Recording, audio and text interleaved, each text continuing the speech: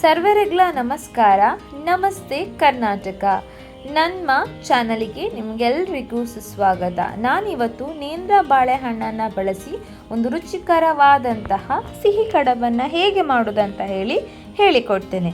ಮೊದಲಿಗೆ ಬಾಳೆಹಣ್ಣನ್ನು ನಾವು ತಗೊಳ್ಬೇಕು. ಈಗ ನಾನಿಲ್ಲಿ ಇಷ್ಟು ತಗೊಂಡಿದ್ದೀನಿ, ಇಷ್ಟು ಬೇಕಾಗಿಲ್ಲ. ನಾನೀಗ ಇದರಲ್ಲಿ ಬಳಸೋದು 1-2 ರಿಂದ 3, ನಾವು ಸ್ವಲ್ಪ ಜನ ಇರೋದು ಹಾಗಾಗಿ. ಆಯಿತಾ. ಮೊದಲಿಗೆ ಇಡ್ಲಿ ಪಾತ್ರೆಯಲ್ಲಿ ಸ್ವಲ್ಪ ನೀರನ್ನು ತುಂಬಿಸಿಕೊಳ್ಬೇಕು. ಯಾಕೆ ಹೇಳಿದರೆ ಈ ಪಾತ್ರೆಯನ್ನು ಬಳಸಿ ನಾವೀಗ ಬಾಳೆಹಣ್ಣನ್ನು ಸ್ವಲ್ಪ ಹಬೆಯಲ್ಲಿ ಬೇಯಿಸುವಂಥದ್ದು. ಆಯಿತಾ. ಇಲ್ಲಿ ಈಗ ನಾನೇನು ಮಾಡಿದ್ದೇನೆ, ನೀರನ್ನು ತುಂಬಿಸಿ ಈಗ ಆಗಲೇ ನಾನು ಒಲೆಯಲ್ಲಿ ಇಟ್ಟಿದ್ದೇನೆ. ಆಯಿತಾ. ಸುಮಾರು 3 ಬಾಳೆಹಣ್ಣನ್ನು ನಾನಿಲ್ಲಿ ಬಳಸ್ತಾ ಇದ್ದೇನೆ. ನೀವು ಬೇಕಿದ್ರೆ ಹೆಚ್ಚಾಗಿಯೂ ಸಹ ಬಳಸ್ಬೋದು, ಏನೂ ತೊಂದರೆ ಇಲ್ಲ. ಆಯಿತಾ. ಇದನ್ನು ನಾವೀಗ ಬೇಯಲಿಕ್ಕೆ ಇಡುವ. ಅದು ಬೇಯುವ ಅಷ್ಟರಲ್ಲಿ ನಾನೀಗ ಸುಮಾರು 4 ಕಪ್ ಆಗುವಷ್ಟು, ಈ ಹದದ ಕಪ್ಪಲ್ಲಿ 4 ಕಪ್ಪಿನಷ್ಟು ನಾನು ಅಕ್ಕಿ ಹಿಟ್ಟನ್ನು ಪಾತ್ರೆಯಲ್ಲಿ ತಗೊಳ್ತಾ ಇದ್ದೇನೆ. ಆಲ್ರೆಡಿ ನಾನೀಗ ತಗೊಂಡಿದ್ದೇನೆ. ಆ 1 ಕಪ್ಪಿನ ಹದದಷ್ಟು 4 ಸಾರಿ ನಾನು ಅಕ್ಕಿ ಹಿಟ್ಟನ್ನು ತಗೊಂಡಿದ್ದೇನೆ. ಅದಕ್ಕೆ ರುಚಿಗೆ ಬೇಕಾಗುವಷ್ಟು ಉಪ್ಪನ್ನು ಈಗಲೇ ನಾವು ಹಾಕಿಕೊಳ್ಳುವಂಥದ್ದು. ಆಯಿತಾ. ಉಪ್ಪು ಹಾಕಿದ ಮೇಲೆ ಒಮ್ಮೆಗೆ ಚೆನ್ನಾಗಿ ಮಿಶ್ರಣ ಮಾಡಬೇಕು ನಾವು. ಯಾಕೆ ಹೇಳಿದರೆ ಉಪ್ಪು ಎಲ್ಲ ಕಡೆಯೂ ಸಹ ಚೆನ್ನಾಗಿ ನಾವು ಸ್ಪ್ರೆಡ್ ಮಾಡಬೇಕಾಗ್ತದೆ ಅದಕ್ಕೆ. ಆಯಿತಾ. ಉಪ್ಪು ಹಾಕಿದ ಮೇಲೆ ಈಗ ನಾವು ಇದಕ್ಕೆ ಈಗಾಗಲೇ ಬೇಯಿಸಿಟ್ಟಂಥ ಬಾಳೆಹಣ್ಣನ್ನು ಸಿಪ್ಪೆ ಸುಲಿದು ನಾವು ಇದರೊಂದಿಗೆ ಅಂದರೆ ಅಕ್ಕಿ ಹಿಟ್ಟಿನೊಂದಿಗೆ ನಾವೀಗ ಮಿಶ್ರಣ ಮಾಡುವಂಥದ್ದು.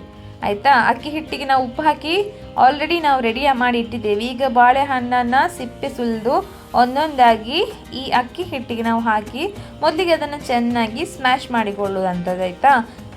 ಸ್ಮ್ಯಾಶ್ ಮಾಡಿಕೊಳ್ಬೇಕು, ನೀಟಾಗಿ ಸ್ಮ್ಯಾಶ್ ಮಾಡಿಕೊಳ್ಬೇಕು. ನಾವು ಈ ತಿಂಡಿಯನ್ನು 2 ರೀತಿಯಲ್ಲಿ ತಯಾರಿಸ್ಬೋದು. ಇನ್ನೊಂದು ವಿಧಾನವನ್ನು ಇನ್ನೊಮ್ಮೆ ಹೇಳಿಕೊಡ್ತೇನೆ. ಆಯಿತಾ.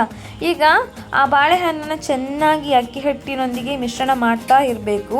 ಇದಕ್ಕೆ ಉಗುರು ಬೆಚ್ಚಗಿರುವಂಥ ನೀರನ್ನು ಸೇರಿಸ್ತಾ ಒಮ್ಮೆಗೆ ಹಾಕಬೇಡಿ. ಆಯಿತಾ.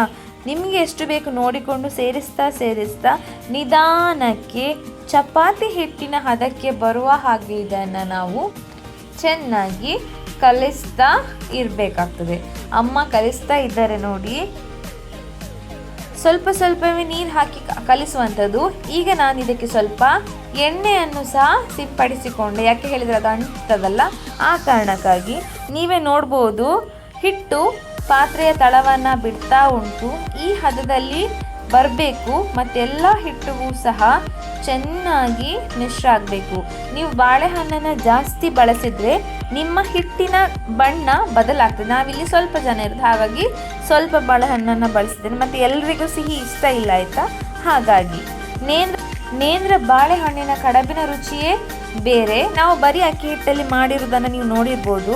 ಇದಕ್ಕೆ ಯಾಕೆ ಬಟ್ಟೆ ಹಾಕಿದ್ದೇವೆ ಅಂತ ಹೇಳಿದರೆ ನಾವು ಇದನ್ನು ಸ್ವಲ್ಪ ಹೊತ್ತಾಗಿ ಬಳಸೋದು, ಅದಕ್ಕಾಗಿ. ಈಗ ನಾನು ನೀರನ್ನು ಕುದಿಲಿಕ್ಕೆ ಇಟ್ಟಿದ್ದೇನೆ. ಇದಕ್ಕೆ ಬೇಕಾಗಿರುವಂಥ ಫಿಲ್ಲಿಂಗ್ಸ್ ಅಂದರೆ ತೆಂಗಿನ ತುರಿ ಮತ್ತು ಬೆಲ್ಲವನ್ನು ಈಗಾಗಲೇ ತುರಿದಿಟ್ಕೊಂಡಿದ್ದೇವೆ. ಈಗ ಹಿಟ್ಟನ್ನು ಒಂದೊಂದೇ ತುಣುಕನ್ನು ತೆಗೆದುಕೊಂಡು ಅದರ ಮಧ್ಯಭಾಗದಲ್ಲಿ ಹೀಗೆ ರಂಧ್ರವನ್ನು ಮಾಡಿ ಈ ತೆಂಗಿನ ತುರಿ ಮತ್ತು ಬೆಲ್ಲವನ್ನು ಅದರೊಳಗೆ ಫಿಲ್ ಮಾಡಿ ಚೆನ್ನಾಗಿ ಅದನ್ನು ಗೋಲಾಕಾರದ ಆಕೃತಿಯಲ್ಲಿ ನಾವೀಗ ಅದನ್ನು ತಯಾರಿಸುವಂಥದ್ದು. ನಿಮಗೆ ಯಾವ ಶೇಪ್ ಬೇಕು ಅದು ಕೊಡ್ಬೋದು. ಅದನ್ನು ನಮ್ಮ ಹಸ್ತದೊಳಗೆ ಹೀಗೆ ಸ್ಪ್ರೆಡ್ ಮಾಡಿಕೊಂಡು ಅದಕ್ಕೆ ತೆಂಗಿನ ತುರಿ ಮತ್ತು ಬೆಲ್ಲವನ್ನು ಹೀಗೆ ಸೇರಿಸ್ತಾ ಅದನ್ನು ಗೋಲಾಕಾರದಲ್ಲಿ ನಾವು ಕಟ್ಟಿಕೊಂಡು ಅದನ್ನು ಒಂದೊಂದಾಗಿ ರೆಡಿ ಮಾಡ್ತಾ ಹೋಗುವುದಾಯ್ತಾ. ಈಗ ನಾವಿಬ್ಬರು ಸೇರಿ ಇದನ್ನು ಮಾಡ್ತೇವೆ. ಹಾಗಾಗಿ ಕೆಲಸ ಸ್ವಲ್ಪ ಸುಲಭ ಆಗಬೇಕು. ಬಾಳೆಹಣ್ಣನ್ನು ಬಳಸೋದ್ರಿಂದ ನಿಮಗೆ ಆ ಕಡುಬಿನ ರುಚಿಯೇ ಇನ್ನೂ ಸಹ ಏನಂತ ನಾವು ಎನ್ಹ್ಯಾನ್ಸ್ ಮಾಡೋದಂತ ಹೇಳ್ತೇವಲ್ಲ, ಹಾಗಾಗ್ತದೆ. ಇನ್ನೂ ರುಚಿ ಇನ್ನೂ ಸಹ ಜಾಸ್ತಿ ಆಗ್ತದೆ.